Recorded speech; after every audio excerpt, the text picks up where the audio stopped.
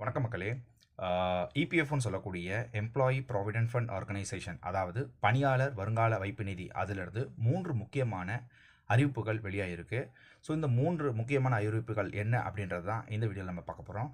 So number 1 அறிவிப்பு அப்படின்னு வந்து பார்த்திங்கன்னா, பிஎஃப் அதாவது இபிஎஃப்ஓ வட்டி விதத்தில் வந்து பார்த்திங்கன்னா எந்த ஒரு சேஞ்சஸும் இல்லாமல் இனிமேல் வந்து பார்த்தீங்கன்னா 8.25% இருக்கக்கூடிய அந்த வட்டி சதவீதமே வந்து பார்த்தோன்னா இனிமேலும் வந்து பார்த்தோன்னா தொடரும் அப்படின்றதையும் வந்து பார்த்திங்கன்னா சென்ட்ரல் போர்ட் ஆஃப் ட்ரஸ்டீஸ் அப்படின்ற அந்த மீட்டிங்கில் வந்து பார்த்தோன்னா அறிவிச்சிருக்கிறாங்க.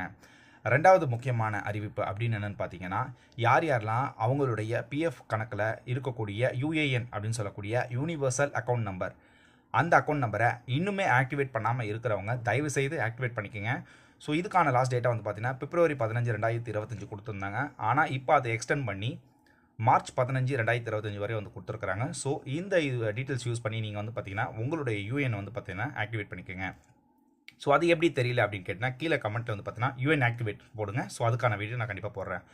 மூணாவது அப்டேட் அப்படின்னு வந்து பார்த்தீங்கன்னா, நிறைய பேர் கேள்விப்பட்டிருப்பீங்க, செய்திகளில் வந்து பார்த்தீங்கன்னா கேள்விப்பட்டிருப்பீங்க, இனிமேல் நீங்கள் உங்களோட பிஎஃப் பணத்தை கிளைம் பண்ணுறதுக்கு ஆன்லைனில் போயிட்டு போடுறீங்கல்ல, அந்த பணத்தை இனிமேல் வந்து பார்த்தீங்கன்னா யூபிஐன்னு சொல்லக்கூடிய யூனிஃபைடு பேமெண்ட் இன்டர்ஃபேஸ், அது மூலமாகவே வந்து பார்த்தீங்கன்னா இனி வித்ரா பண்ணிக்கலாம். ஸோ இதனுடைய பேச்சு வந்து பார்த்தீங்கன்னா நடந்து முடிஞ்ச CBT central board of trustees அந்த அமைப்பில் வந்து பார்த்தீங்கன்னா நடந்த கூட்டத்தில் வந்து பார்த்தீங்கன்னா பேசியிருக்கிறாங்க. ஸோ இது எப்படி கிட்டத்தட்ட வந்து பார்த்தீங்கன்னா இது மே இல்லைன்னா ஜூன் எண்டில் வந்து பார்த்தீங்கன்னா அமல்படுத்தப்படும் அப்படின்றதையும் வந்து பார்த்தீங்கன்னா சொல்லியிருக்கிறாங்க.